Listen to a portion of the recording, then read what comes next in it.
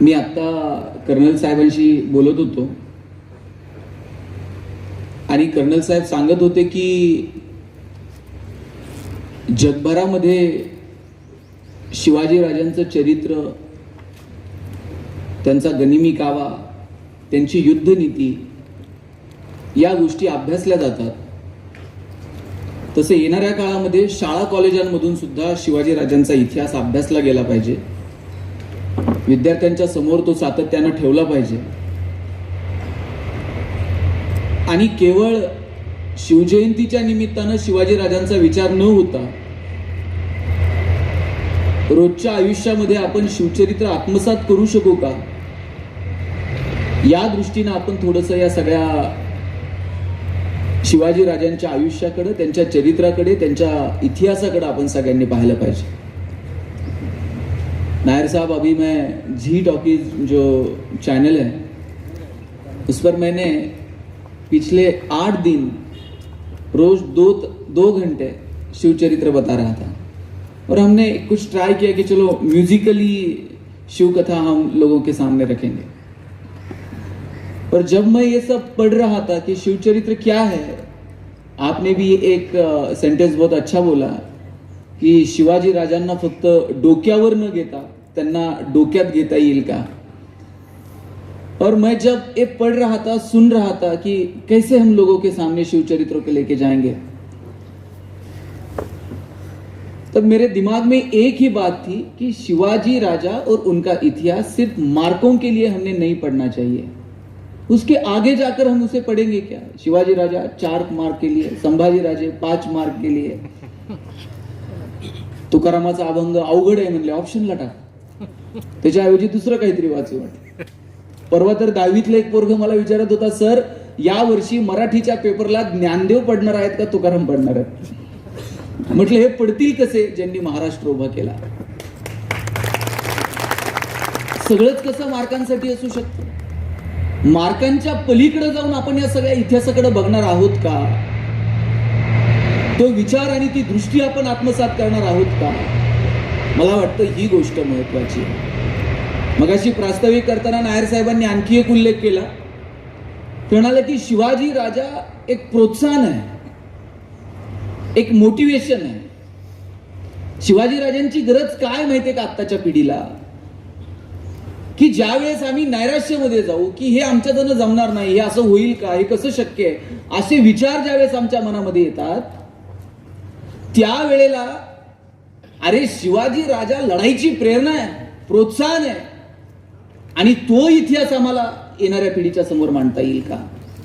ज्या वेळेस आम्हाला वाटेल की आता सगळं संपलंय, आता काहीच शक्य नाही, त्यावेळेस शिवाजी राजांचा इतिहास सांगा. अरे मिर्झा राजे सोबत तह झालता, तहामध्ये एक एक किल्ला द्यावा लागला आणि नुसते किल्ले देऊन थांबले नाहीत राजे, राजांना औरंगजेबाला भेटायला जावं लागलं. केवढं मोठं संकट आहे बघा.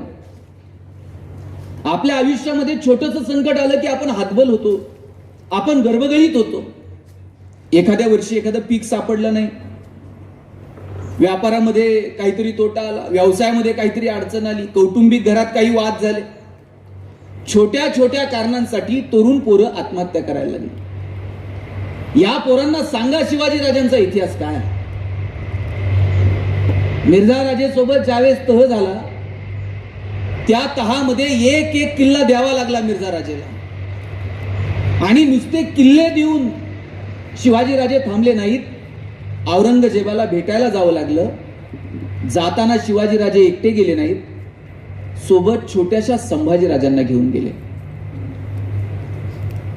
आता औरंगजेबापर्यंतचा जो प्रवास आहे, त्या प्रवासामध्ये शिवाजी राजांचं आणि संभाजी राजांचं काहीतरी बोलणं झालं असेल. काय बोलले असतील शिवाजी राजे, संभाजी राजे. शिवाजी राजांनी काय सांगितलं असेल संभाजी राजांना, स्विस बँकेत आपलं अकाउंट आहे, तुला पासवर्ड सांगतो, पुण्यात आपले 2 फ्लॅट आहेत. काय बोलले काय असतील शिवाजी राजे. अरे शिवाजी राजांनी सांगितलं असेल, शंभूराजे आतापर्यंत तुम्ही जिंकणं बघितलं, आतापर्यंत तुम्ही यश बघितलं, आयुष्यातला संघर्ष सुद्धा जवळून बघा, चला माझ्यासोबत. सोबत घेऊन गेले. औरंगजेबाची आणि संभाजी राजांची भेट झाली. आणि त्या भेटीमध्ये राजबिंडा संभाजीराजा समोर बघितला आणि शिवाजी राजांना त्या संभाजी राजांना समोर पाहिलं आणि संभाजी राजांना खुश होऊन औरंगजेबाने एक हत्ती भेट म्हणून दिला. आणि थोडीशी गंमत करावी म्हणून दिलेर खान म्हटला, शंभूराजे आप इतने छोटे हो और हाथी इतना बड़ा है, इस हाथी को आप महाराष्ट्र में कैसे ले जाओगे. एवढा संभाजी राजा दिलेर खानाच्या डोळ्यात डोळे घालून सांगतो, ये तो जानवर है, बैठ कर जाएंगे, नहीं आया तो खींच कर ले जाएंगे, लेकिन हमारे आबा साहब ने जो आपको किले दिए हैं वो तो अभी महाराष्ट्र में है, उन्हें आप आगरा कैसे ले आओगे. एवढा संभाजी राजा पण माहित होता आता तहात दिलेत आणि गेल्यावर घेऊ की परत एक. अरे लढणं काय असतं, पेटून उठणं काय असतं हे महाराष्ट्राच्या मातीकडनं शिकावं. दत्ताजी शिंदे रक्ताच्या थारोळ्यात कोसळलेत, मानेवरती तलवार ठेवली, विचारलं क्यों पटेल और लढोगे. आणि त्याही अवस्थेत दत्ताजी शिंदे असं डोळ्यात डोळे घालून सांगतात, अरे क्यों नाही, बचेंगे तो और भी लढेंगे. काय ही लढण्याची प्रेरणा आहे, काय ही जिगर आहे, ही आमच्या तरुण पोरांच्या समोर मांडता येईल का. फालतू कारणांसाठी पोरांनी व्हॅलेंटाईनला कोण नाही म्हणलं, पाचगळ आणि 65 कारणांसाठी पोरं आत्महत्या करायला लागली. अरे त्यांना सांगा शिवाजी संभाजी राजांचा इतिहास काय. शिवाजी राजांच्या समोर आयुष्यात कितीतरी संकट आली, पण पहाडासारखा हा शिवाजी राजा असा छाती काढून उभा राहिला संकटांच्या समोर. आणि प्रत्येक संकटाला आव्हान देण्याचं काम छत्रपतींनी केलं. मला वाटतं ती प्रेरणा आम्हाला इतिहासातून घेता येईल का. नेमकं आज इतिहासातनं काय घ्यायचं मला वाटतं ते ठरवावं लागेल.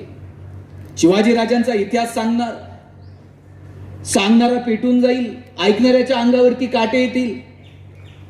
फक्त ते सांगण्यापुरतं आणि ऐकण्यापुरतं शिवरायांचा इतिहास मर्यादित न राहता शिवाजी राजे एक उत्तम प्रशासक कसे, शिवाजी राजांची युद्धनीती का, शिवाजी राजांचं निसर्गाविषयीचं धोरण का, शिवाजी राजांचं स्त्रियांविषयीचं धोरण का, शिवाजी राजांचं प्रशासकीय कारभार का, या साध्या साध्या गोष्टी आम्हाला शिवचरित्रातनं शिकता येतील का, त्या येणाऱ्या पिढीपर्यंत पोहोचवता येतील का. मला वाटतं याचा विचार व्हावा. आणि इथं जे माझ्या आईच्या वडिलांच्या वयाची तुम्ही माणसं आहात, आपलं नैतिक कर्तव्य आहे की आपण आपल्या लहान मुलांना शिवाजी संभाजी राजांचा इतिहास सांगितला पाहिजे. आपण आपल्या पोरांना जवळ घेऊन राम कृष्ण समजावून सांगितला पाहिजे. आपण हे सांगतच नाही पोरांना. किती पालक असे आहेत की त्यांनी शिवजयंतीला आपल्या मुलाला एखादं छानसं पुस्तक भेट दिलं, बघ हे शिवाजी महाराजांचं चरित्र तुला आवडतंय का, वाच. एखादं पुस्तक आपण त्याच्या वाढदिवसाला कधी भेट घेऊन गेलोय का. अरे पोराला आपण कधी पुस्तक भेट दिलंच नाही. आपण त्याला पहिल्याच वाढदिवसाला बाप त्याला बंदूक घेऊन जातो. पोरग बापाला मारल्याचं नाटक करतो, बाप मेल्याचं नाटक करतो. त्यात आईला हसायला येतं. कुठे घेऊन चाललोय आपण या सगळ्या गोष्टींना.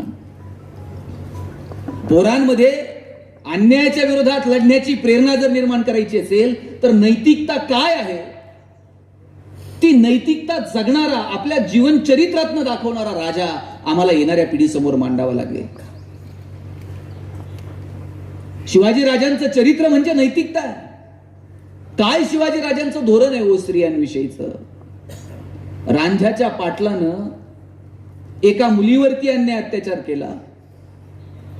त्या मुलीचा बाप शिवाजी राजांच्या समोर येऊन उभा राहिला, हात जोडून राजांना म्हटला, राज गावाच्या पाटलानच पुरीवरती अन्याय केला हो. सोबत येसाजी, येसाजीला राजांनी सांगितले, येसाजी जा पाटलाला मुसक्या बांधून आणा. पाटलाकडे गेला येसाजी.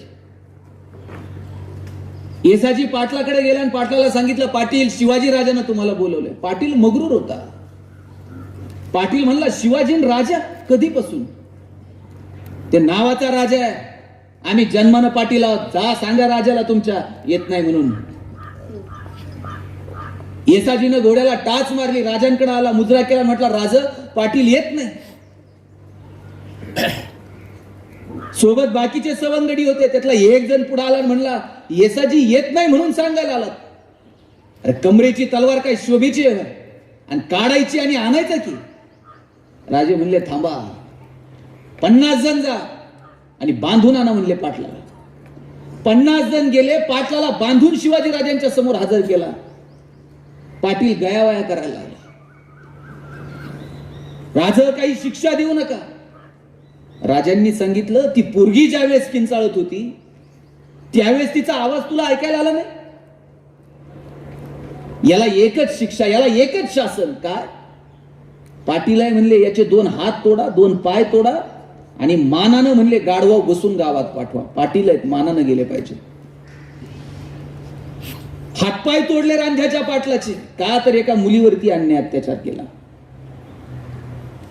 शिवाजी राजांच्या चरित्रातनं एवढं जरी आम्ही शिकलो ना, की आम्ही आमच्या बहिणीचा जितका मान सन्मान ठेवतो तितकाच मान सन्मान, तितकाच आदर आम्ही इतरांच्या बहिणीचा केला पाहिजे. तर कोणत्या बहिणीसाठी मोर्चे काढावे लागणार नाहीत, कॅन्डल मार्च काढावे लागणार नाहीत. पण काय शिकायचं चरित्रातनं तेच आम्ही पोहोचू शकलो नाही लोकांपर्यंत. किती उदाहरणं सांगू मी तुम्हाला. शिवाजी राजे शत्रूच्या स्त्री सोबत सुद्धा किती कृतज्ञतेनं वागतात. कर्नाटकची मोहीम सुरू होती आणि त्या कर्नाटकच्या मोहिमेमध्ये सावित्री देसाई नावाची एक स्त्री शिवाजी राजांच्या सैन्याच्या विरोधात लढत होती. शिवाजी राजांच्या सैन्याने ती गढी जिंकली आणि ती गढी जिंकल्यानंतर सावित्रीला अटक केलं, तिच्या हातात बेड्या घातल्या आणि तिच्या हातात बेड्या घालून तिला राजांच्या समोर उभं केलं. राजांच्या समोर उभं केल्यानंतर सावित्री म्हटली, राजा माझी काय चूक असेल ती मला शिक्षा करा, पण माझ्या हातात जे तानं लेकरू आहे याला मात्र माफ करा. राजे म्हटले, सावित्री तुला कुणी सांगितलं की मी तुझ्या लेकराला शिक्षा करणार आहे?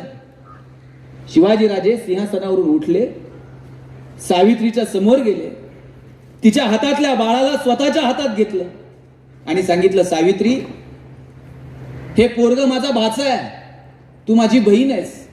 काय करारीनं तू लढलीस, जिंकलेली गढी तुला परत केली आणि ह्या पोराच्या दूध भातासाठी आजूबाजूची 10 गावं सावित्रीला परत केली शिवाजीराजांनी. अरे शत्रूच्या स्त्रीकडे सुद्धा बघण्याचा काय दृष्टिकोन आहे शिवाजी राजांचा. मला वाटतं हा आमच्या पिढीला कळेल का? हा तरुणांच्या समोर मांडता येईल का?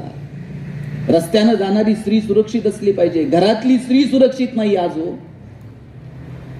बाहेरचं सोडा, घरातल्या स्त्रीला सुद्धा सन्मानानं वागणूक द्यावी, तिच्याशी 2 शब्द प्रेमानं बोलावेत. ही सुद्धा मानसिकता जर आम्ही तरुणांमध्ये निर्माण करू शकलो नाही तर आम्ही कुठल्या शिवचरित्राच्या गप्पा मारतो? शिवचरित्रातनं पहिल्यांदा काय शिकायचं ना, तर स्त्रियांचा आदर करा. त्यांना रस्त्यानं जाताना सुरक्षित वाटलं पाहिजे, त्यांना शाळेत जाताना सुरक्षित वाटलं पाहिजे, बस मधून येताना त्यांना वाटलं पाहिजे की अरे आपण छत्रपतींच्या महाराष्ट्रात आहोत, आम्ही सुरक्षित आहोत. हा भाव कायम महिलांच्या मनामध्ये निर्माण व्हायला हवा. आणि त्याच्यासाठी शिवचरित्रातले हे प्रसंग येणाऱ्या पिढीसमोर मांडायला हवेत. मला नेहमी वाटतं ज्या घरातली स्त्री सुखी ते घर सुखी, ज्या राज्यातली स्त्री सुरक्षित ते राज्य पुढारलेलं. म्हणून ती सुरुवात आपण आपल्या कुटुंबापासून करू. मी नेहमी म्हणतो की स्त्रियांचा आदर करा, त्याची सुरुवात आपण आपल्या कुटुंबापासून तरी करू. आमचे वडील 1 चॉकलेट आणायचे, माझ्या बहिणीच्या हातात द्यायचे आणि सांगायचे गणेशाने तू अर्धा अर्ध करून. ताई चॉकलेटचे 2 भाग करायची, एक मोठा आणि एक छोटा. ताई चॉकलेटचा मोठा भाग मला द्यायची आणि छोटा स्वतःला ठेवायची. चॉकलेट छोटं होतं पण आभाळा एवढा संस्कार करून गेला.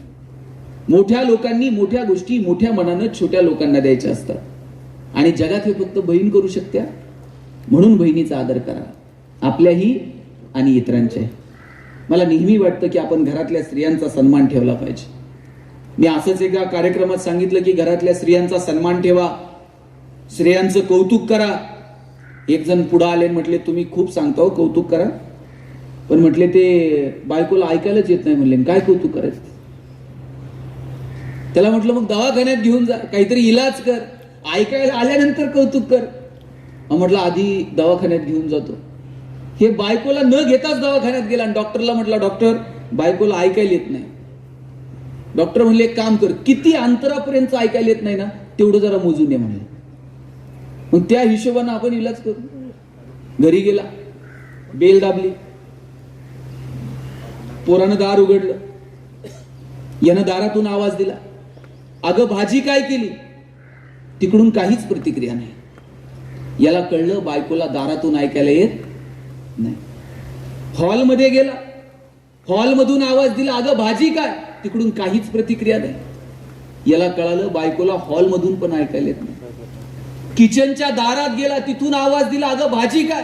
काहीच प्रतिक्रिया नाही. याला कळलं प्रकरण गंभीर आहे, बायकोला किचनच्या दारातून सुद्धा ऐकायला येत नाही. शेवटी बायकोच्या मागे जाऊन उभा राहिला आणि जोरात कानात ओरडला, अगं भाजी काय? बायकोनं हातातली कढई अशी दंदिशी आदळली, म्हणजे 4 वेळा सांगितलं ना तुला बटाट्याची केली. आणि डॉक्टरला सांगत होतं बायकोला ऐकायला येत नाही. 20 वर्ष ह्याला ऐकायला येत नव्हतं, तिनं कसा संसार केला? काय मित्रांच्या चुका काढण्यापेक्षा कधीतरी स्वतःच्या अंतर्मनात डोकावून बघू. स्वतःच्या अंतर्मनात डोकावून आम्हाला त्या स्त्रियांचा सन्मान ठेवता येईल का, त्यांचा आदर करता येईल का, एवढं तरी आम्ही करूयात. मला वाटतं एवढं जरी केलं ना तरी सुद्धा खूप झालं. म्हणून शिवाजी राजांचा इतिहास फक्त डोक्यावर घेऊन मिरवण्यापेक्षा राजांना थोडंसं हृदयात मुरवता येईल का? राजांनी जो मार्ग दाखवला त्या मार्गावरून किमान 4 पावलं आम्हाला प्रेमानं चालता येईल का, स्वाभिमानानं चालता येईल का? मला वाटतं हे ठरवायला हवं. 15 ऑगस्ट 1947 ला भारत स्वतंत्र झाला. 50 ला गणराज्यांची स्थापना झाली. 56 ला राज्यांची विभागणी झाली. 62 ला भारतावरती आक्रमण झालं. आतापर्यंतची सगळी आक्रमणं आपण परतावून लावली. 69 मध्ये बँकांचं राष्ट्रीयकरण झालं. 72 मध्ये घाशीराम कोतवाल नाटक आलं. 75 मध्ये तुमचा शोले चित्रपट आला. 79 मध्ये मुलींच्या शिक्षणाविषयी ध्येय धोरण आखली. 82 मध्ये पृथ्वी क्षेपणास्त्राचा विकास झाला. 84 मध्ये मारुती उद्योग समूहानं जगाच्या बाजारपेठेत येऊन नाव केलं. 89 मध्ये 18 वर्षाच्या तरुणाला राजकारणात येता येईल का याच्यासाठी प्रयत्न झाले. 91-93 ला आम्ही व्यापारीकरण स्वीकारलं. 95 ला आम्ही गॅट करार स्वीकारला. 2000 पर्यंत कम्प्युटरच्या बाबतीत भारत जगाचा बाप झाला. 2005 पर्यंत आमच्या हातात माहितीचा अधिकार आला. 2007 मध्ये महाराष्ट्राची प्रतिभा दिल्लीच्या तख्तावर जाऊन पोहोचली. 2008-2009 पर्यंत प्रत्येकाच्या दारात नॅनो येईल का याची स्वप्न आम्ही बघायला लागलो. 2015-16 पर्यंत आमचं यान मंगळावर जाईल का याचा विचार आम्ही करायला लागलो. किती प्रचंड प्रगती केली आम्ही. गेल्या 70-75 वर्षामध्ये आम्ही टेक्निकली भौतिक सुविधांच्या दृष्टीनं प्रचंड प्रगती केली. पण या प्रगतीचा जर आनंद घ्यायचा असेल तर मानसिक पातळीवरती, सामाजिक पातळीवरती काही गोष्टींमध्ये प्रचंड बदल होणं गरजेचं आहे. आणि तो बदल करत असताना थोडंसं इतिहासात मागे डोकावून बघावं लागेल. गावागावातले रस्ते सुधारले हो, सिमेंट कॉन्क्रीटचे झाले, पण अजूनही गावातल्या कित्येक लोकांचं चालणं सुधारलेलं नाही. रस्ता सिमेंटचा झालाय, पण संध्याकाळी 7 नंतर निम्म्यांना नीट चालता येत नाही. उपयोग आहे का? नुसता रस्ता सुधारून उपयोग नाही, आमचं चालणं सुधारलं पाहिजे. प्रत्येकाच्या हातात मोबाईल आलेत, पण आमचं बोलणं सुधारलं नाही. पैशांच्या जोरावर दुर्बिणीच्या साह्यानं हजारो किलोमीटर दूर असणारे चंद्र, सूर्य, ग्रह, तारे जवळ करून पाहिले हो, पण आयुष्यभर शेजारी राहणाऱ्या माणसाबरोबर आमचे प्रेमाचे संबंध निर्माण होऊ शकले नाहीत. आम्ही कुठल्या विकासाच्या गप्पा मारतोय? आम्हाला कुठल्या प्रकारच्या समाजाची निर्मिती करायची? आम्ही सगळेजण जर एकमेकाला जात, धर्म या सगळ्याच्या चष्म्यातूनच जर पाहणार असू तर आम्ही कधी एक संघ भारत किंवा कधी एक असा समाज घेऊन पुढे जाणार आहोत? जात, धर्म या सगळ्याच्या पलीकडे जाऊन शिवाजी राजांनी स्वराज्याची निर्मिती केली. शिवाजी राजांनी विचारलं नाही तू कोणत्या जातीचा आहे, तू कोणत्या धर्माचा आहे. अरे लिंबू टिंबू पोरगळा केली, त्यांच्या हातात समशेरी दिल्या आणि सांगितलं हिंदवी स्वराज्य निर्माण करावं लागेल. अरे ज्या वयामध्ये आम्हाला काही कळत नाही त्या वयामध्ये शिवाजी राजे आपल्या मित्रांना गोळा करतात, रायरेश्वराच्या डोंगरावरती स्वराज्याची शपथ घेतात, एक एक किल्ला घेतात आणि स्वराज्य निर्माण करतात. काय धाडस आहे हे? धाडस आम्हाला सांगता येईल का पोरांना की बघ वयाच्या 14व्या वर्षी छत्रपतींनी 4 यवनी पातशाहीला सुरुंग लावला. जात धर्माच्या पलीकडे जाऊन एक संघ अशा स्वराज्याची स्थापना छत्रपती शिवाजीराजे करतात. मला वाटतं हे लोकांच्या समोर बिंबवता येईल का? अरे नावी समाजात जन्माला आलेला शिवा नावी, शिवा काशीद, राजे पन्हाळ्यावरून निघाले, विशाळगडावरती जायचंय, पण राजे पकडले जाऊ नयेत, थोडासा वेळ मिळावा. म्हणून स्वतः शिवाजी राजांचा वेश परिधान करतो, परकीयांच्या गोटात जातो. शिवा काशीदला माहित नव्हतं का की थोड्या वेळात आपण ओळखले जाऊ? बरं, त्यावेळेस ओळखल्यानंतर काय शिवा काशीद म्हटला का आता ओळखलंय ना, कोर्टात जाऊ, चांगला वकील देऊ, हायकोर्टात जाऊ, सुप्रीम कोर्टात जाऊ? अरे ओळखल्यानंतर थेट मृत्यूच आहे याची जाणीव शिवा काशीदला आहे. शिवाजी राजांचा वेश परिधान करून परकीयांच्या गोटात गेला, काही वेळात ओळखला गेला, सपासप वार झाले आणि मरताना शिवा काशीद म्हटला, अरे जगताना शिवा नावी म्हणून जगलो, पण मरताना मात्र शिवाजी महाराज बनून मरतोय. काय काय प्रेरणा आहे बरं. हे कुठून हे ओतप्रोत आत भरलेलं आहे की नाही, हे शिवाजी राजाला छत्रपती म्हणून मिरवायचं नाहीये. रयतेचं, जनतेचं, सामान्य माणसाचं स्वराज्य निर्माण व्हावं याच्यासाठी आमचा राजा लढतोय आणि याच्यासाठी लोक मरायला तयार आहेत. हो, हिरोजी इंदोलकर इंजिनियर आहे शिवाजी राजांच्या राज्यातला. रायगड बांधला. काय बांधला रायगड?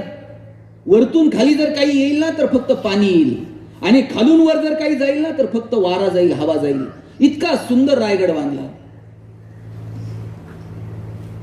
आणि रायगड बांधून झाल्यानंतर हिरोजी इंदलकर एक दगड घेऊन गेले शिवाजी राजांकडे.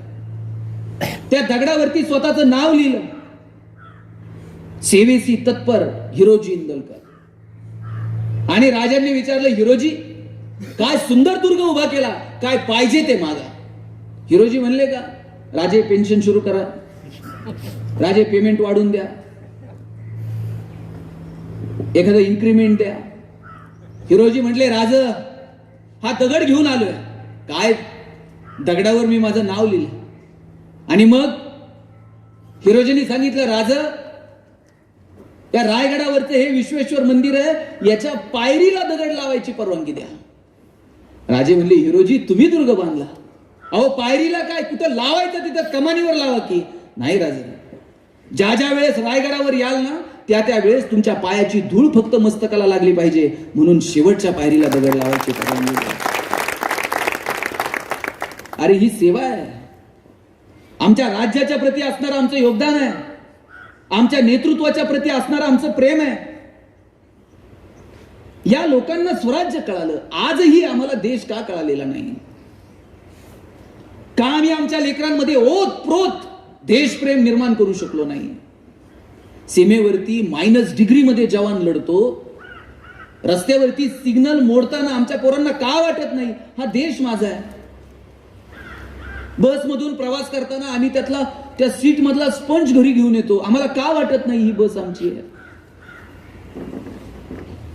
सरळ सरळ गाडीच्या काचा खाली घेऊन लोक रस्त्यांवरती थुंकतात, आम्हाला का वाटत नाही आमचा देश आहे? देश फक्त सीमेवरती लढणाऱ्या जवानांसाठी? अरे देश माझा ही भूमिका, भारत माझा देश आहे, सारे भारतीय माझे बांधव आहेत, ही प्रतिज्ञा आम्ही घ्यायची. अरे रायरेश्वराच्या मंदिरात शिवाजी राजांनी प्रतिज्ञा घेतली स्वराज्याची, आणि ती पूर्ण करण्यासाठी कित्येक मावळ्यांनी आपलं रक्त सांडलं. आपण पण प्रतिज्ञा घेतो की? शाळेत प्रतिज्ञा घेतली की नाही आपण सगळ्यांनी? भारत माझा, सारे भारतीय माझे, माझ्या देशावर माझे, सगळ्यांची पाठ आहे प्रतिज्ञा. रोज घेतली आहे शाळेत, रोज प्रतिज्ञा होती की नाही? प्रतिज्ञा काय रोज घ्यायची असते का? एकदाच घ्यायची असते आणि आयुष्यभर पाळायची असते. शाळेत रोज प्रतिज्ञा आहे. गुरुजीला माहिती आहे की रात्रीतून निसरतंय, उद्या परत प्रतिज्ञा. बरं, प्रतिज्ञा घेताना त्या पोराचं प्रतिज्ञेकडे लक्षच नसते. हे त्याच्या खांद्यावर हात ठेवतंय, ते त्याच्या खांद्यावर हात ठेवतंय. प्रतिज्ञा कधी संपेल याकडेच लक्ष असतं. त्या प्रतिज्ञेचंही गांभीर्य नाही. आम्हाला वाटलं पाहिजे हा देश आमचा आहे, आम्हाला वाटलं पाहिजे या देशाच्या प्रती आमचं योगदान आहे. मी आता नायर साहेबांना विचारत होतो की आपल्या युनिटचं नेमकं काय काम चालतं. त्यांनी सांगितलं की आर्मीला टेक्निकली जो सपोर्ट आहे, मला वाटतं प्रत्येक घटकाचं काहीतरी वेगवेगळे योगदान आहे. कुणी सीमेवरती लढत असेल, तुम्ही टेक्निकली सपोर्ट करत असाल, कुणी डॉक्टर असतील ते मेडिकल फील्डमध्ये काम करतील, आर्मीसाठी कुणी इंजिनिअरिंग फील्डमध्ये काम करेल. प्रत्येकाचं योगदान वेगळं आहे. आपण या देशातली आपली आपली भूमिका समजून घेऊन त्याच्याबरोबर जर प्रामाणिक राहिलो ना तर वेगळं काही करायची गरज आहे असं मला वाटत नाही. या देशातल्या प्रत्येक माणसात काहीतरी वेगळं आहे. एखादा डॉक्टर झाला ते त्याचंच हॉस्पिटल बांधतंय, त्याच्याच मेहुण्याला मेडिकल टाकून देते. कर्जाचा हप्ता जवळ आला का गरज नसताना पेशंटला ऍडमिट करताय, गरज नसताना सलाईन लावताय, नॉर्मल डिलिव्हरी असेल तर सिझरिंग करायला लावताय. त्याला का वाटत नाही की अरे मी डॉक्टर आहे, या देशाच्या प्रती माझं योगदान आहे, मी कधीतरी प्राथमिक आरोग्य केंद्रात जावं, तिथल्या डॉक्टरशी चर्चा करावी. सिव्हिल इंजिनियरला कळतो हो पुण्यात किती स्क्वेअर फीटनं प्लॉट घ्यायचा, किती TDR, किती FSI. त्याला का वाटत नाही पालिकेच्या रस्त्याचं काम सुरू असताना 2 मिनिट मी रस्त्यावरती थांबावं, पालिकेच्या इंजिनियरला विचारावं जरा इस्टिमेट दाखव, मला पण थोडंफार कळतं. आमचं ज्ञान जोपर्यंत समाजाभिमुख होत नाही, आमचं ज्ञान जोपर्यंत राष्ट्राच्या प्रती आम्ही युटिलाइज करत नाही, तोपर्यंत प्रतिज्ञा फक्त औपचारिकता राहील. आमच्या पोरांना वाटलं पाहिजे देश आमचा, आमच्या लेकरांना वाटलं पाहिजे की आम्ही देशाच्या प्रती काहीतरी योगदान द्यावं. आणि मला वाटतं त्यासाठी पोरांना सांगा स्वराज्य निर्माण व्हावं, याच्यासाठी लोकांनी आपल्या प्राणांची आहुती दिली. अरे काय हो तानाजी, तानाजी मालुसरे लढायला निघाले कोंडाण्यावर. पोराचं लग्न 2 दिवसावर होतं. तानाजीनं रजेचा अर्ज पुढे केला असता आणि सांगितलं असतं पोराचं लग्न आहे, एक 15 दिवस रजा द्या. राजांनी दिली नसती. तानाजी म्हटला राज लढायला जाणार आणि आम्ही वरबाप म्हणून मिरवायचं आम्हाला शोभत नाही. स्वतः लढायला गेला. त्या कड्यातनं वरती गेले. उदयकुमार आणि कमलकुमारीचा संवाद सुरू होता. तो उदयभान विचारतो कमलकुमारीला, द्रौपदीच्या रक्षणासाठी कृष्ण आलता, तुझ्या रक्षणासाठी कोण येणार? उदयभानने विचारलं तुझ्या रक्षणासाठी कोण येणार? तानाजी पुढे ठाकला, द्रौपदीच्या रक्षणासाठी कृष्ण आलता, तिच्या रक्षणासाठी तुझा बाप समोर उभा आहे. तानाजीला समोर बघितलं. उदयभानने तलवार खाली ठेवली. या कड्यातनं वरती आलात कसे? गड दिला. तानाजी म्हटला तलवार उचल. अरे एखाद्या कुत्र्याच्या समोर तुकडा टाकावा आणि त्या तुकड्याच्या भोवती लोंडा घोळावा, ती अवलाद मराठ्यांची नाही. जगणार तर भगव्यासाठी आणि मरणार सुद्धा भगव्यासाठी. चल शमशेर उचल. शमशेर उचलली. युद्ध सुरू झालं. उदयभान म्हणजे 24-25 वर्षाचं पोरग. हातात पहार घेतली तर त्या पहारीचा सुद्धा 4चा आकडा करायचा. एक वार तानाजीच्या हातावरती पडला, हात निखळला, खाली पडला. खाली पडलेल्या तानाजीला लात मारून उदयभान निघाला. 80 वर्षाचे शेलार मामा लढत होते. 80 वर्षाच्या शेलार मामाने आवाज दिला, माझ्या तानाला लात मारून चालला. मनगटात जर एवढीच खुमखुमी असेल तर या शेलार मामावर वार कर. 24-25 वर्षाच्या उदयभाननं तीच रक्ताळलेली तलवार 80 वर्षाच्या शेलार मामावर फिरून टाकली. शेलार मामानं वार हातावरती झेलला आणि दुसऱ्याच वारात उदयभानला खाली पाडलं. 80 वर्षाच्या म्हाताऱ्यानं उदयभानच्या छाताडावर बसून कुठल्या बिचव्यानं नाही, कुठल्या समशेरीनं नाही, कुठल्या तलवारीनं नाही, स्वतःच्या दातानं त्याच्या नरडीचा घोट घेतला. 80 वर्षाच्या म्हाताऱ्यात ही ताकद आली कुठून? 10-12 वर्षाचं लिंबू टिंबू पोरग सैन्य असं धावतंय, त्याला माहित नाही हे शिवाजी राजे. हातात दगड घेऊन धावून जातं. टाच मारून जर पुढे आलात ना, राई राई एवढ्या चिंधड्या उडवून टाकील. 10-12 वर्षाच्या पोरापासून 80 वर्षाच्या म्हाताऱ्यापर्यंत प्रत्येकामध्ये हे देश, हे स्वराज्य, ही उर्मी येते कुठून? ही प्रेरणा निर्माण करण्याचं काम कुणी केलं असेल तर ते शिवाजी राजे. जगात अनेक राजे होऊन गेले, अनेक सम्राट होऊन गेले. शिवाजी राजांच्या तुलनेमध्ये त्यांचं राज्य खूप मोठं असेल, पण एकमेव राजा आहे शिवाजी, ज्याच्यासाठी लोक मरायला तयार होते, त्याच्यासाठी लोक जीव द्यायला तयार होते. राजे ना, आमचं राजा जगलं पाहिजे, हा मरतो आम्ही. एकमेव राजा आहे ज्याच्यासाठी लोक मरायला तयार होते. आणि त्याचं कारण शिवाजी राजांचं राज्य हे स्वतः मिरवण्यासाठी नव्हतं. सामान्य माणसाला न्याय मिळावा, त्याला माणूस म्हणून जगता यावं ना, याच्यासाठी शिवाजी राजांनी राज्य निर्माण केलं. ते राज्य, ते स्वराज्य, ते राष्ट्रप्रेम आम्हाला येणाऱ्या पिढीला शिकवायला हवं, त्यांच्या समोर ते मांडता यायला हवं. सगळ्यात महत्वाचं सांगू, शिवाजी राजांच्या इतिहासातनं काय घ्यायचं? शिवाजी राजांच्या अगोदरही अनेक शूरवीर होते, पण शिवाजी राजांनी धाडस दाखवलं. हो, आम्ही येऊ पुढे, स्वराज्य आम्ही निर्माण करू शकतो. हे धाडस, स्वप्न पाहायचं धाडस आपण आपल्या लेकरांमध्ये निर्माण करायला हवं. आपली पोरं मोठी स्वप्नच बघायला तयार नाहीत आणि त्याला कारणीभूत मुलं नाही तर आपण आहोत. पोरग काही वेगळं करायला गेलं का बाप सांगताय अंथरून पाहून पाय पसर. त्याला ते पोरग हातपाय खुडून खुडून मरून गेले. बापानं काय त्याला कधी हातपाय पसरू दिले नाही.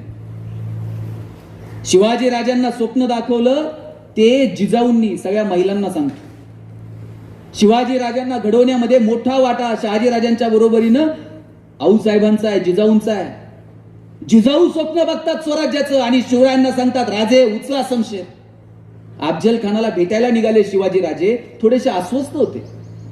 त्यावेळेस जिजाऊ म्हणाल्या राजे अस्वस्थ होऊ नका, तुम्हाला जर काही बरं वाईट झालं ना संभाजीला गादीवरती बसवेल आणि स्वतः मी राज्यकारभार बघ. काय म्हणावं त्या आईच्या काळजाला. ही मोठी स्वप्न तुम्ही तुमच्या लेकरांना दाखवा. आपणच मोठं स्वप्न बघत नाही हो. परवा त्या दोन बायका गप्पा मारत होत्या साडीचा बोळा साडीचा बोळा. मी म्हणलो व्हॉट इज मीन बाय साडीचा बोळा. ती म्हणली आता बघ लग्न सराई. एखाद्या बाईनं लग्न सराईमध्ये आहेराच्या बदल्यात न घालायजोगी साडी दिली का ती तशीच जपून ठेवायची आणि तिच्याच पुरीच्या लग्नात परत करायची. आता केवढा मोठा विचार आहे वा. संक्रांत साजरी करता की नाही ताई? संक्रांत केली की नाही जानेवारीमध्ये? काय केलं संक्रांतीला? हळदी कुंकू. रथसप्तमी पर्यंत चालतंय यांच्या हळदी कुंकू. प्रत्येकीच्या सवडी नसते. हिनं तिच्याकडे जायचं, तिनं हिच्याकडे यायचं. हिने तिला 4 आण्याचा कंगवा द्यायचा, तिने तिला 8 आण्याची वाटी द्यायची. त्या वाटीत खाता येईना, त्या कंगव्यानं इचरता येईना. मला कळतंय अशी हेच वाण आहे. त्यांनी वाण सुद्धा बदलले नाही. किती पगार वाढू द्या, चहाची गाळणी पावडरचा डबा, त्या चहाच्या गाळणीने चहा गाळता येईना, पावडरच्या डब्याला बीळ पडेना. आपण कधी बदलणार आहोत? काळ आणि वेळेनुसार बदललं पाहिजे. जरा मोठी स्वप्न आपण बघितली पाहिजे. आपल्या लेकरांना मोठी स्वप्न दाखवली पाहिजे. पोराला सांगा शिवाजी राजे एका सरदाराचा पोरगा आहे, पण छत्रपती झाला. स्वतःच्या मनगटाच्या जोरावरती स्वराज्य निर्माण केलं. तुमच्या पोरांना सांगा मोठी स्वप्न बघायला. का वाटत नाही पोरांना? उद्योगात यावं, व्यवसायात यावं, प्रशासनात यावं, आर्मीत यावं, संशोधनाच्या क्षेत्रामध्ये काम कर. पोरांच्या डोक्यात आपण एकच बिंबवलंय, कुठंतरी 10-20 हजाराची नोकरी कर. नोकरी लागली, परमनंट झालं, इतकं भारी ना. त्याच्या पलीकडे विचार करायला तयार नाही. का बरं वाटत नाही आपण उद्योग व्यवसाय व्यापारात यावं? नोकरीत काय हो? सुरत लुटल्यानंतर शिवाजीराजे ज्यावेळेस आले ना, येताना ते तिथल्या काही व्यापाऱ्यांना घेऊन आले. त्यांना सांगितलं इथली बाजारपेठ मजबूत करा. शिवाजी राजांना कळत होतं की उद्योग व्यापार बाजारपेठ मजबूत असली पाहिजे. पण आम्ही आमच्या पोरांना उद्योग व्यवसायाची व्यापाराची स्वप्नच दाखवायला तयार नाही. नोकरी करा. आमच्याकडे नगरला एक बाग आहे साहेब, त्या बागेमध्ये 1 क्लर्कची जागा भरायची होती. आता जागा 1 आहे म्हटल्यावर किती जणांना नोकरी मिळेल? एकालाच मिळणार. बाकीचे 1000 पैकी एकाला नोकरी मिळणार, 999 घरी जाणार. ज्याला अपॉइंटमेंट लेटर साईन करून मिळणार आहे त्याच वेळेला बागेतला शिपाई पळत आला आणि म्हणला काही करा पण याला नोकरी देऊ नका. म्हणले काय झालं? म्हणले ते बागेतलं गोरीला मेलंय. आता गोरीलाच जर बागेत नाही तर लोक कशी बागेत येणार? लोक बागेत आली नाही तर बागेचं उत्पन्न कसं वाढणार? याचा पगार करायचा कशात नाही? काही करा पण याला नोकरी देऊ नका. स्वाभिमान शून्य पिढी जन्माला घातली, ज्यांना त्यांच्या ज्ञानावर विश्वास नाही, ज्यांना त्यांच्या मनगटावर विश्वास नाही. पोरानं बागेतल्या मॅनेजरचे पाय पकडले, म्हणला पडल ते काम करेल पण नोकरी द्या म्हटलं. तोंडातला घास असा काढू नका. बागेतला मॅनेजर म्हणला पाय सोड, तुला नोकरी क्लर्कची देतो, फॅसिलिटीज क्लर्कचा देतो, पगार क्लर्कचा मिळेल, पण जोपर्यंत बागेत गोरीला येत नाही तोपर्यंत तुला काम मात्र गोरीलाचं करावं लागेल. आणि तो म्हणला पगार आहे ना, आणि मग गोरीला तर गोरीला. रोज यायचा, गोरीलाचे कपडे घालायचा आणि पिंजऱ्यात जाऊन उभं राहायचं. लोक यायची, शेंगा बिंगा खायला घालायची. म्हणला मजा आहे, पगार पण चालू आहे, डेली अलाउन्स पण सुरू आहे. एक दिवशी कॉलेजच्या पोरापोरींची ट्रिप आली आणि त्यांच्याकडे बघून हे जोर जोरात उड्या मारायला लागले. आणि उड्या मारता मारता चुकून वाघाच्या पिंजऱ्यात जाऊन पडले. आता वाघाच्या पिंजऱ्यात पडल्यावर म्हणला नोकरी गेली तरी चालती, जीव वाचला पाहिजे. जीव वाचावा म्हणून हे जोर जोरात ओरडायला लागलं, वाचवा वाचवा. याच्या आवाजानं झोपलेला वाघ जागा झाला, चवतळून याच्या अंगावर धावून आला आणि हातावर हात ठेवून म्हणला ओरडू नको, नाही तर दोघांची नोकरी जाईल.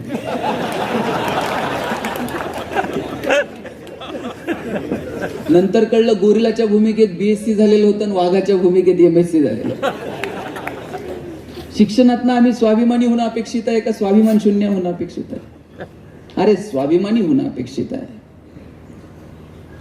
स्वाभिमान जर गहाण ठेवला असता आणि जिजाऊंनी जर सांगितलं असतं शिवाजी राजांना, राजे अफजल खानाच्या नादाला अजिबात लागू नका, शाहिस्त खानाची बोटं कापायच्या फंदात पडू नका, औरंगजेबासोबत थोडंसं जुळून घेऊ, जहागिरी थोडीशी वाढून घेऊ, आयुष आरामात आयुष्य कडेला जाईल. पण जगायचं होतं ते स्वाभिमानानं, जगायचं होतं ते सन्मानानं. ताट मानेनं 2 दिवस जगू, पण ताट मानेनं जगू, हा दृढ विश्वास होता. आणि म्हणून शिवाजी राजांना आऊसाहेब सांगतात की स्वतःचं असं राज्य स्वराज्य निर्माण करा. काय अवस्था होती, तुम्ही महिला मंडळी या इथे आहात, आज आपण स्वातंत्र्यात आहोत म्हणून आपल्याला स्वातंत्र्याचं मोल ठाऊक नाही. आपण पारतंत्र्य जवळून पाहिलं नाही, पण काय अवस्था होती माहितीये? जाधव आणि भोसले कुटुंबामध्ये प्रचंड वैर होतं. जिजाऊ गरोदर होत्या. जिजाऊंचे वडील लखोजी जाधव शहाजीराजांना शोधत होते, कुठे आहेत शहाजीराजे म्हणून.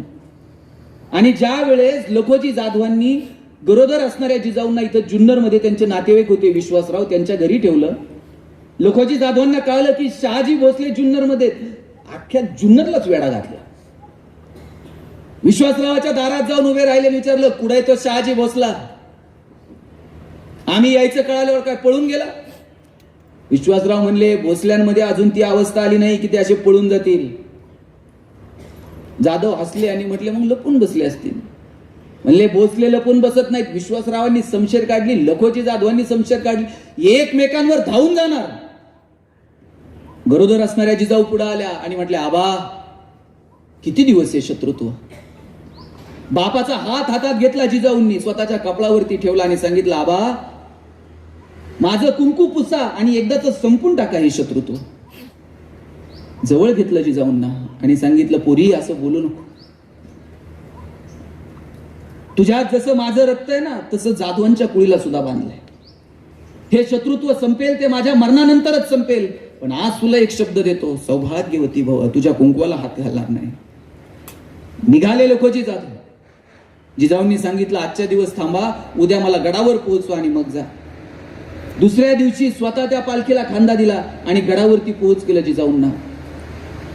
आणि जाताना लखोजी जाधव म्हणाले जिजा तुझ्या नवऱ्याने जरी बोलवलं नाही ना तरी पोराचं तोंड बघायला बोलव, मी नक्की येईल गडावरती. या लखोजी जाधवांना आणि त्यांच्या 3 मुलांना आचलोजी, राघोजी आणि यशवंतराव.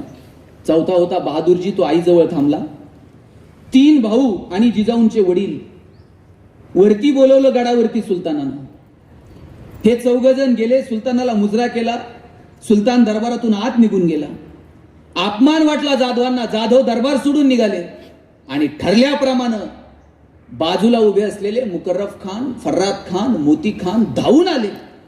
सपासप वार केले आणि कपटानं जिजाऊंचे 3 तरनेबांड भाऊ आणि वडील रक्ताच्या थारोळ्यात कोसळले. एकाच दिवशी जिजाऊंच्या 3 भावजया आणि जिजाऊंची आई विधवा झाल्या.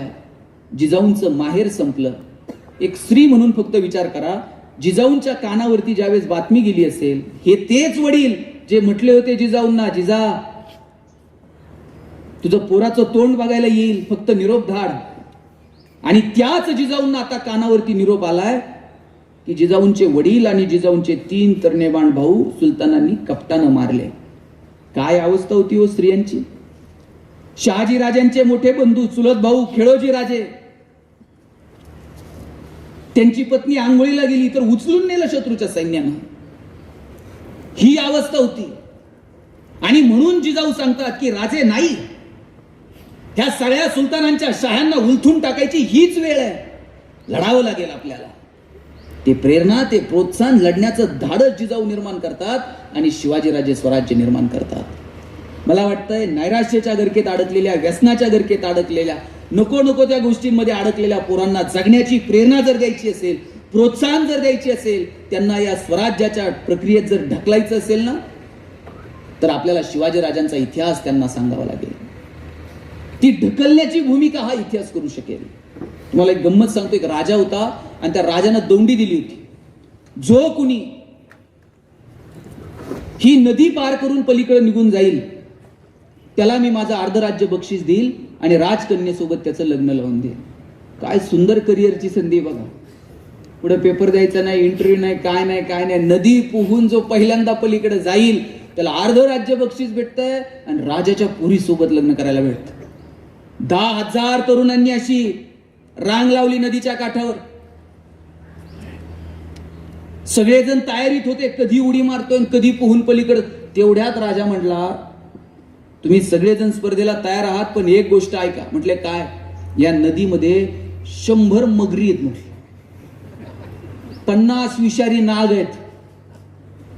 सगळे पोरं म्हणले ते राज्य तुलाच राहू दे, तुझी पोरगी तुलाच राहू दे, जगलो वाचलो तर राज्य नाही. म्हणले आपल्याच्यानं काय होणार नाही.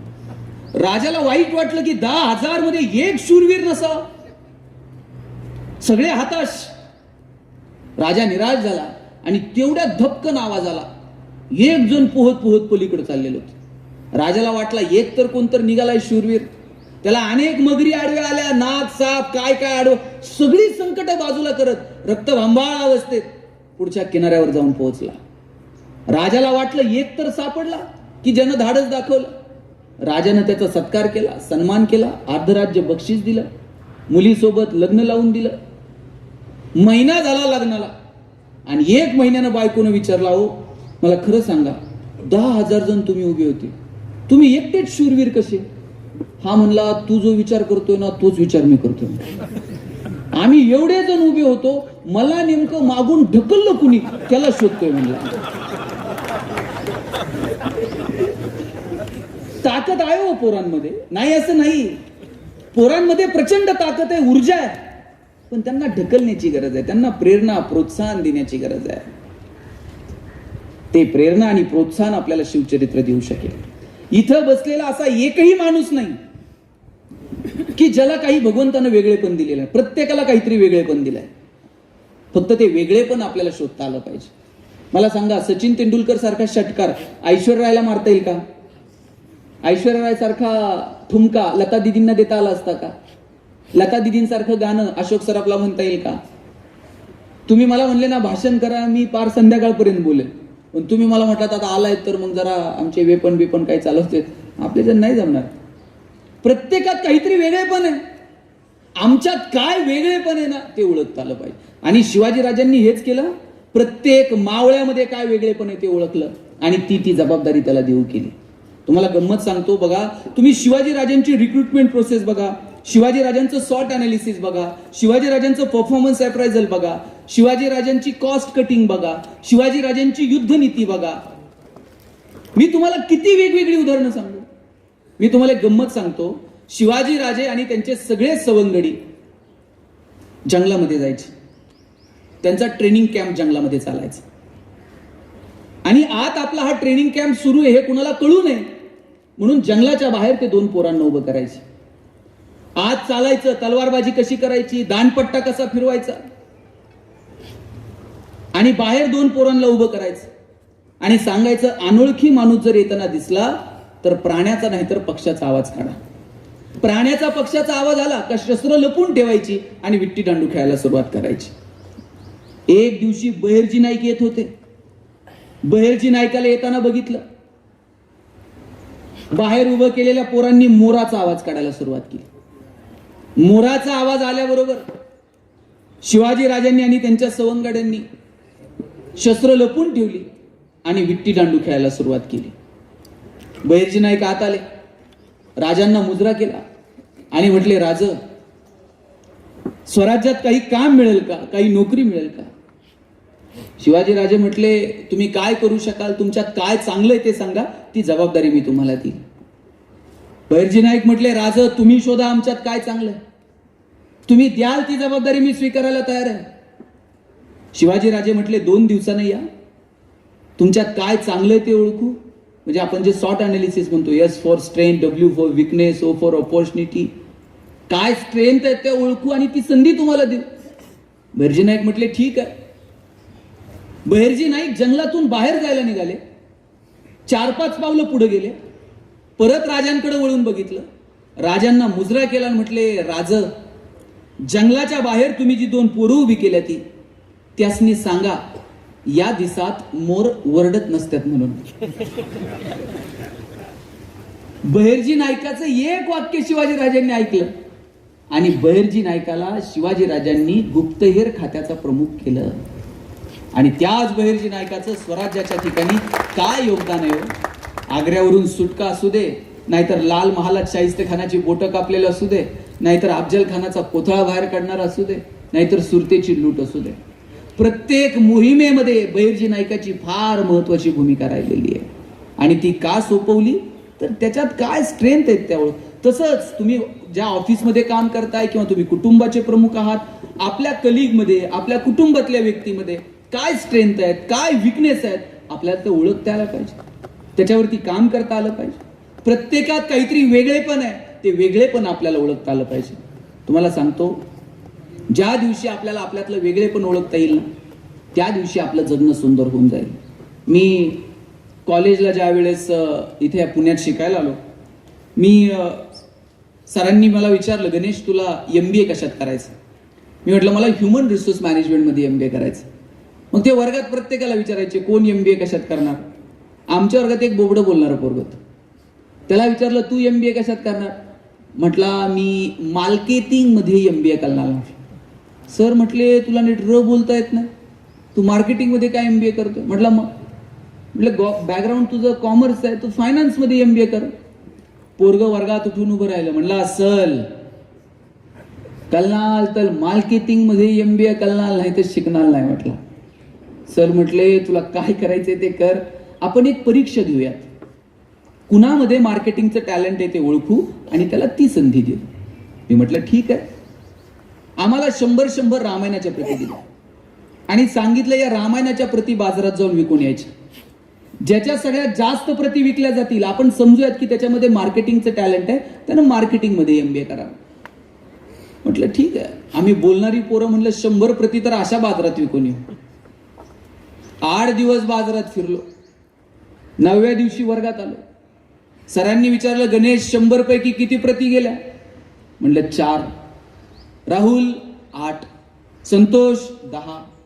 मार्क मिळवणारी पोरं पण 20 पेक्षा जास्त प्रती कुणाच्या गेल्या नाही. बोबड्या बोलणारं पोरग मागच्या बाकावर बसायचं. त्याला विचारलं तुझ्या किती गेल्या रे? म्हणला सल 100च्या 100 प्रती विकून आलो. सर म्हणले केलं का? मार्केटिंगची कोणती स्ट्रॅटेजी, कोणतं रेफरन्स बुक? म्हणला काहीच नाही. लोकांच्या दालात द्यायचो, बेल दाबायचो, लोक बाहेर यायची, लोक बाहेर आली की समोर लामायण ठेवायचं आणि सांगायचं हे लामायण इकत घेता का वाचून दाखवू?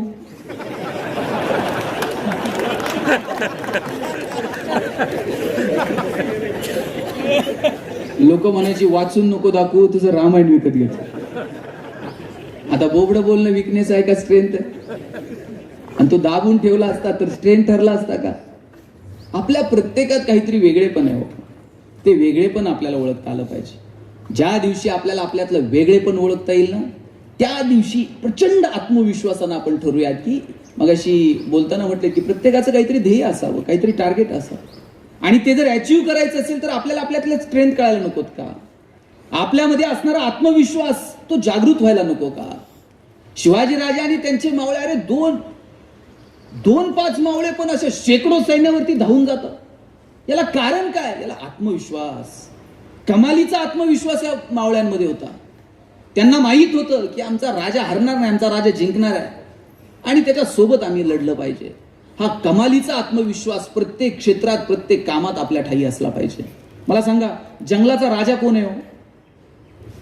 कोण आहे? कोण आहे? सिंह आहे. मला सांगा, जंगलात सगळ्यात ताकदवर प्राणी कोणता आहे? अशी लात मारली तर झाड पाडून टाकेल. कोण आहे? बोला जरा, झोपले का? हत्ती आहे. जंगलात सगळ्यात उंच प्राणी कोण आहे? जिराफ आहे. जंगलामध्ये असं धावतो कोण फास्ट सगळ्यात? चित्ता. आणि चतुर कोण आहे? हो, कोल्हा. नाचतो कोण छान पाऊस बिऊस आल्यावर? मोर.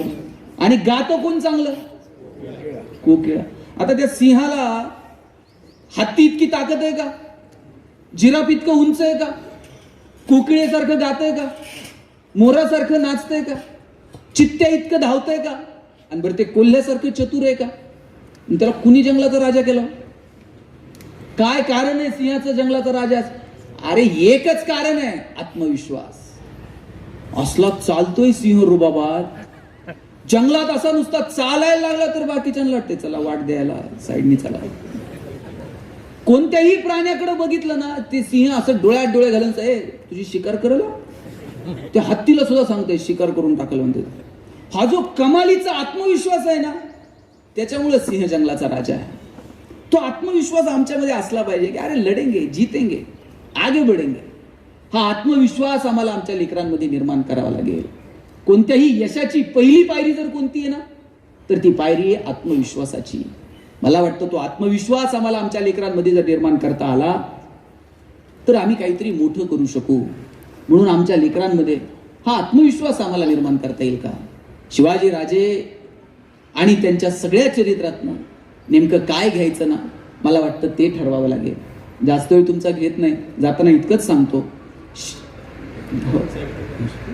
शिवाजी राजांचं चरित्र हे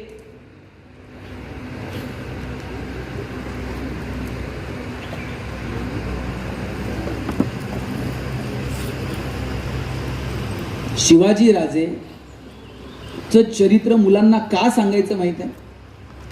कारण त्यांच्याकडून आपण अपेक्षा व्यक्त करतो. आपल्या मुलांना आपण ते सांगायला हवं, त्यांच्या मनावर ते बिंबवायला हवं.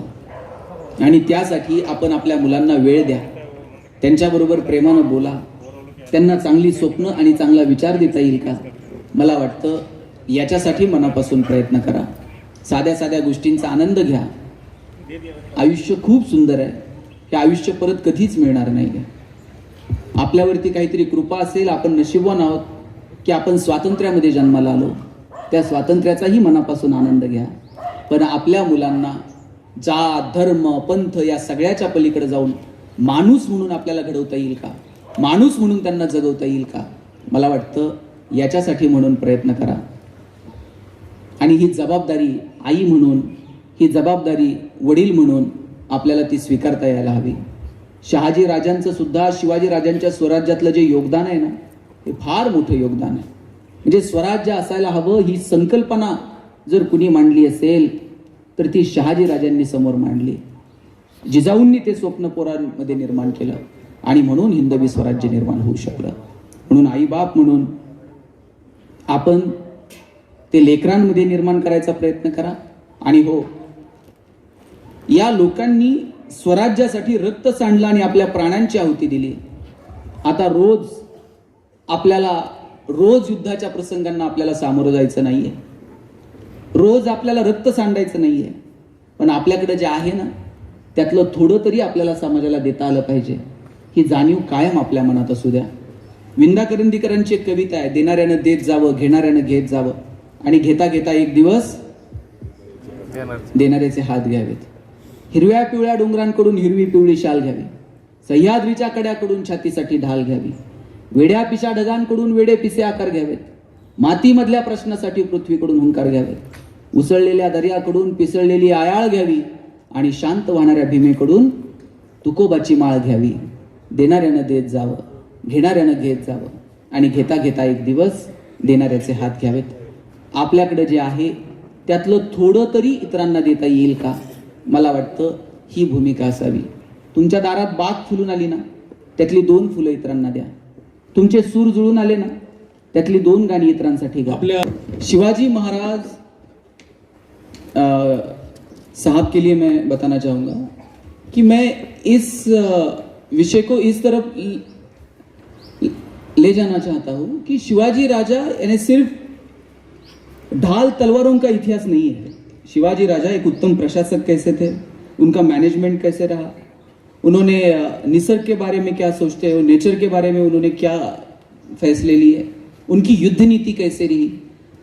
मैनेजमेंट का आप कौन सा भी कंसेप्ट लो, चाहे रिक्रूटमेंट प्रोसेस हो, सिलेक्शन प्रोसेस हो, ग्रीवेंस हैंडलिंग हो, इन सारे प्रोसेस कौन सा भी मैनेजमेंट का कंसेप्ट अगर आप देखते हो तो आपके समझ में आएगा कि अरे ये तो शिव चरित्र में हमने कई बार देखा है, कई बार हमने ये पढ़ा है. उनकी रिक्रूटमेंट प्रोसेस क्या है, उनका सिलेक्शन प्रोसेस क्या है, कौन से भी ग्रीवेंस हैंडलिंग में वो क्या करते हैं, फोरकास्टिंग के वो क्या सोचते, कैसी दूरदृष्टि रही है शिवाजी राजा की. आपको एक मैं किस्सा सुनाना चाहूंगा. जब अफजल खान स्वराज के ऊपर आए जब अफजल खान आ रहा था और जो जावली के मोरे थे उनको शिवाजी राजा ने हराया था। जिस दिन शिवाजी राजा ने जावली के मोरे उनको हराया, उस दिन शिवाजी राजे ये नहीं सोच रहे थे कि चलो पार्टी करेंगे, सब जगह पे फ्लेक्स लगा दो, वाह शिवाजी राजा आपने बहुत बड़ी जीत ली। उस टाइम पर शिवाजी राजा मोरोपंत को आदेश देते हैं, वो सामने का जो वहां वो जगह दिख रही ना, वहां पे आप एक दुर्ग बनाइएगा। शिवाजी राजे दुर्ग बनाने को कहते हैं, एक किला बनाते हैं, और उसके तुरंत 3 साल बाद अफजल खान आता है। शिवाजी राजा, उनको मालूम था कि जो प्रतापराव मोरे यहां से भाग के गया है, जो आदिल शाह को जाके मिला है, वो ऐसे चुप बैठने वाला नहीं हो, कभी ना कभी जावली पर आ जाएगा और तब हमारा गनीमी कावा नहीं चलेगा, क्योंकि जावली जितनी हमको पता है उससे कई गुना ज्यादा मोरे उनकी कई पीढ़ियां यहां पे गई है।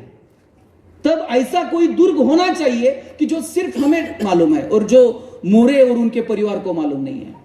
तब अगर लड़ना है तो प्रतापगढ़ बनवाया। अफजल खान को पूरी प्लानिंग के साथ प्रतापगढ़ ही बुलवाया और फिर आगे का इतिहास आप सबको मालूम है। इसलिए मैं आपको यही कहना चाहता हूं कि शिवाजी राजा सिर्फ एक ढाल तलवार या युद्ध नीति नहीं है। शिवाजी राजा एक उत्तम प्रशासक है।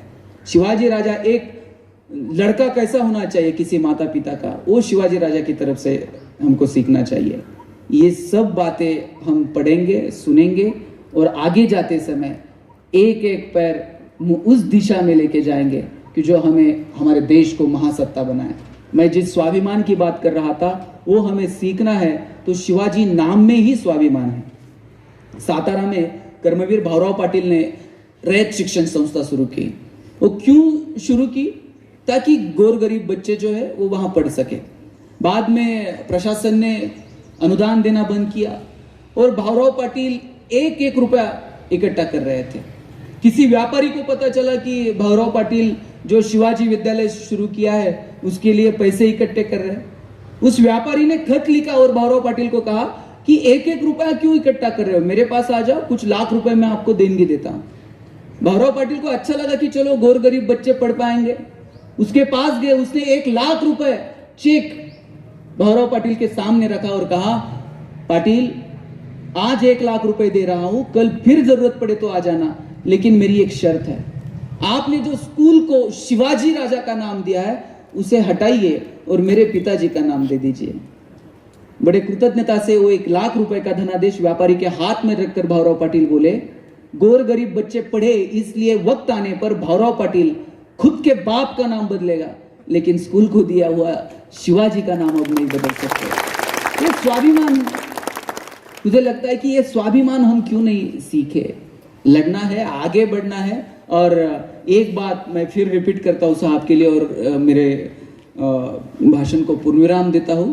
मैंने एक बात सर रखी कि शिवाजी राजा, उनके सामने कई संकट आए, लेकिन राजे उस संकट के ऐसे आंखों में आंखें डाल के देखते हैं, चलो ये भी वक्त जाएगा। और जब मिर्जा राजे के साथ तह हुआ, उस तह में कुछ किले मिर्जा राजे को देने पड़े और सिर्फ किले नहीं दिए तो औरंगजेब को मिलने जाना पड़ा। और जब वहां वो मिलने गए तो उनके साथ संभाजी राजे भी थे, छोटे शंभू राजे थे, और उस संभाजी राजे को दिलेर खान ने एक हाथी भेंट दिया था। हाथी बहुत बड़ा था, संभाजी राजे छोटे थे, और दिलेर खान ने कहा, शंभू राजे आप इतने छोटे हो और इस हाथी को आप महाराष्ट्र में कैसे ले जाओगे? तब संभाजी राजा आगे आकर कहते हैं, अरे ये तो जानवर है, बैठ कर जाएंगे, नहीं आया तो खींच कर ले जाएंगे, लेकिन हमारे आबा साहब ने जो आपको किले दिए हैं वो तो अभी महाराष्ट्र में है, उन्हें आप आगरा कैसे ले आओगे? इतने से शंभू राजे, लेकिन उन्हें मालूम था अभी दिया है, एडजस्टमेंट में दे दिया है, चलो आगे जाकर फिर ले लेंगे।